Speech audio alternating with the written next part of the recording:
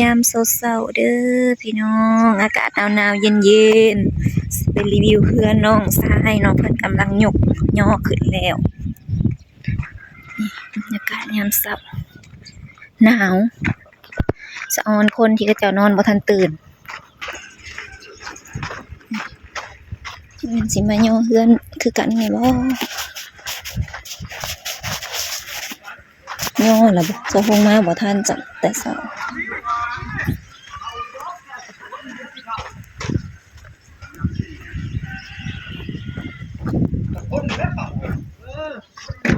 เอารถเข้าไปยังกำลังมาทยอยจองก็ได้กับจองออกมาที่ออกไปรถนะว่าจองก็ได้จองได้ขึ้นมาจากรถนี่ย่อแล้วพี่น้องนี่ถ่ายอยู่นี่นะ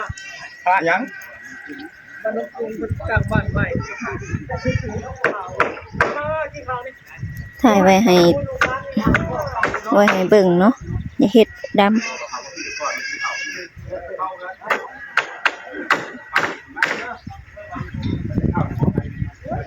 ย่อแล้วพี่น้องนี่เด้โอ้จักเซาแต่ว่าใหญ่เติบเนาะใหญ่แห้งอีหลีทั้งหน้า3ทั้งหลังทั้งข้างทั้งหน้า3ทั้งข้าง3ตื่นแต่เช้าแท้ หนาวเลียแล้วเพิ่นมาซอยเอาซอยย่อเพื่อนขึ้นมาซอยให้กินเนาะอันนี้เคยเมียตื่นแล้วบ่กายมันยังมีจิรีอยู่นี่กำลังสิย่อขึ้นแล้ว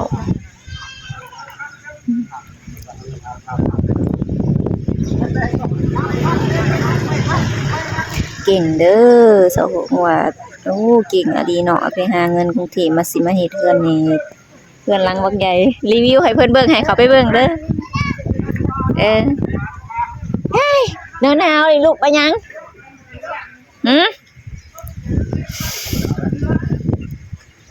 หนาวๆยกขึ้นแล้ว หนาวบ่ลูกสาวเพิ่นพี่น้องเอ้ยใหญ่เลยเฮ็ดไปลอย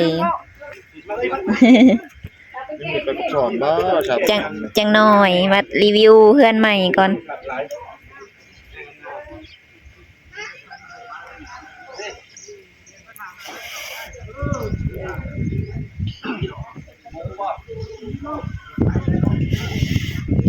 แหล่น้ำก้นอยู่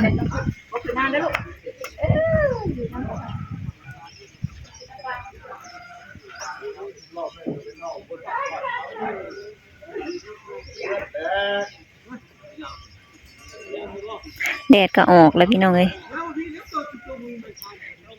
รีวิวมุมเก่ายาวๆเลยเด้อบ่ได้อันนั้น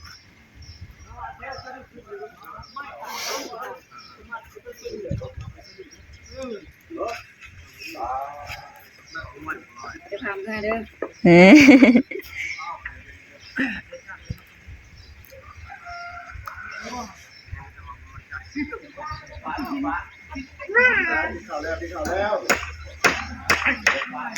ยังลายเสาเติบอยู่เนาะสิเอาขึ้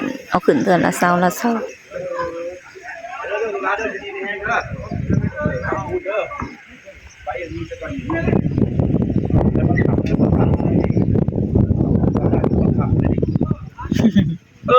าพอดีป่ะร้านเช้าคนจีนหรือคนเจ๊กนี่เลยลาวแท้ๆลาวเหรอลาวมาให้หน่อยมาให้มามือก็เย็นบ่เย็นผุดจ่อยๆอยู่ไปตากลมหลายนั่งอยู่นะฮีบ่ดำนี่ก็ไปทุกงานดำนี่ก็ได้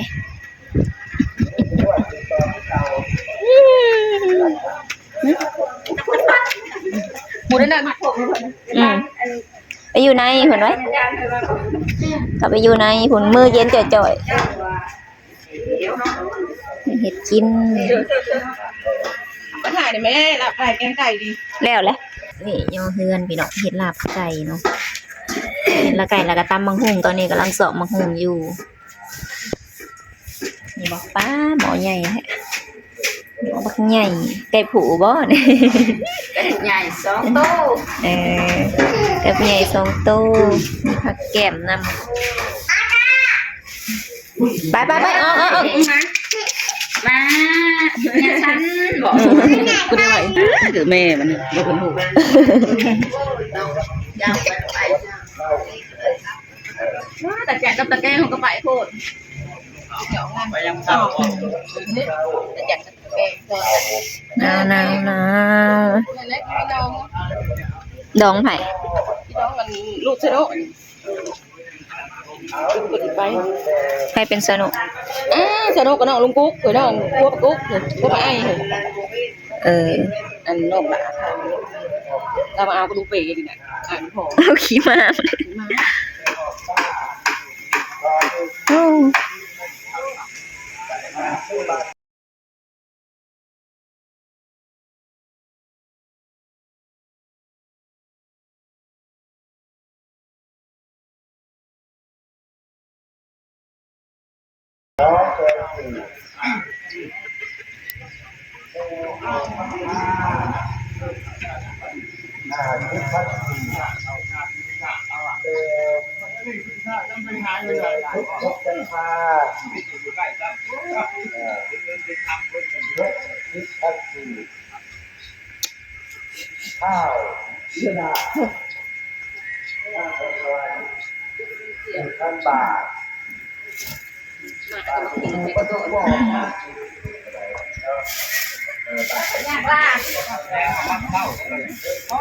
ดำยับเข้ามาไก่ๆหน่อยหนึ่ง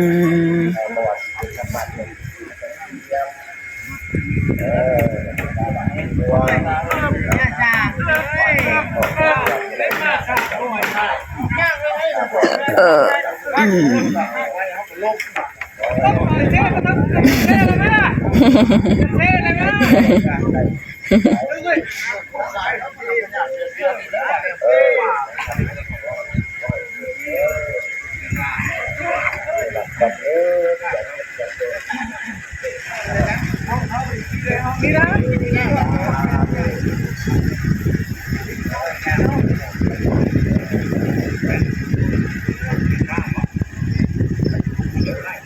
เอาทางหลังขึ้นก่อน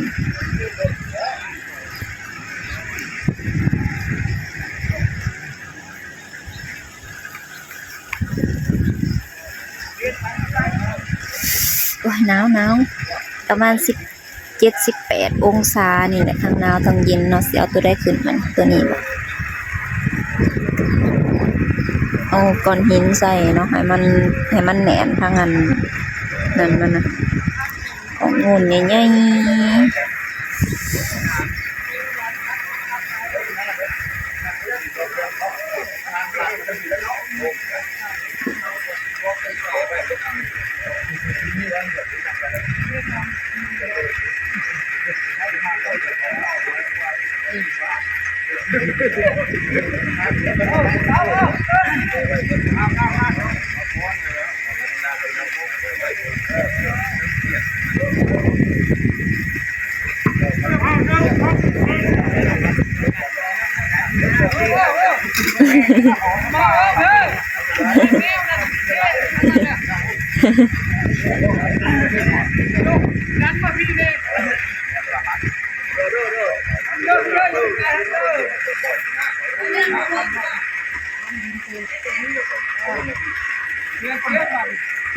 เช้านี่มัน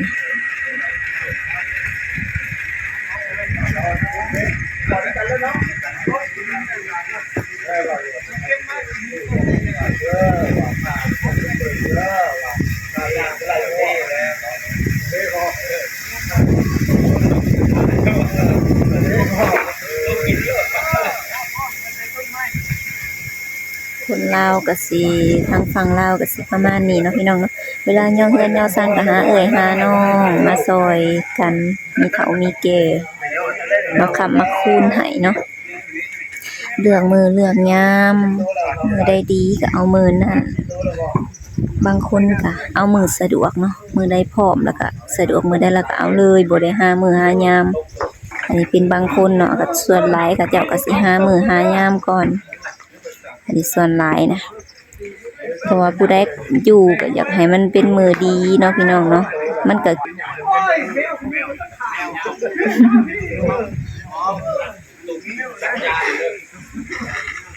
คันเฮ็ดแต่แนวดีๆเฮ็ดแต่สิ่งดีๆมันก็ดีเนาะพี่น้อง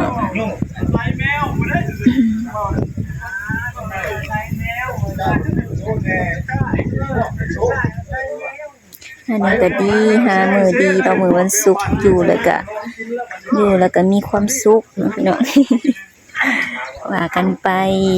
จักแม่นบ่แม่นสะหงก็เว้าไปมื้อนี้มื้อวันศุกร์เนาะก็เลยเว้าเลยผู้บ่าวผู้สาว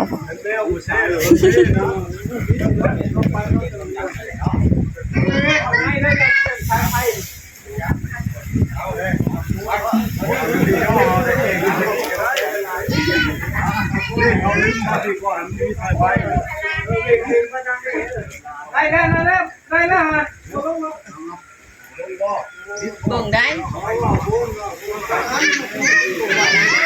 มาเบิ่งผู้ปัญหาก็ไปเบิ่งได้ผู้ลงมาเบิ่งแล้วนะ สำหรับคลิปนี้ก็ขอจบไปเพียงส่ำนี้เด้อสะหงก็สิไปตลาดแล้วตอนนี้ก็สวยแล้วเนาะโยกงานงอมอยู่ใช้งานงอมเนี่ย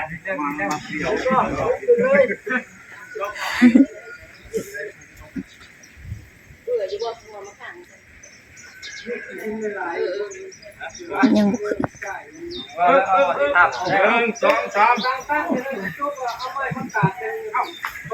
ึ้น มาเด้อเลยเด้อ ได้แล้วบ่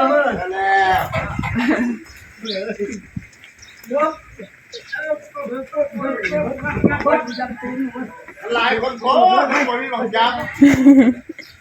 เอาไปทางออมจะทองทั้งเอาพ่อ เอ้ยให้แล้ว โอ้ยทำกันเลยหลายโคตร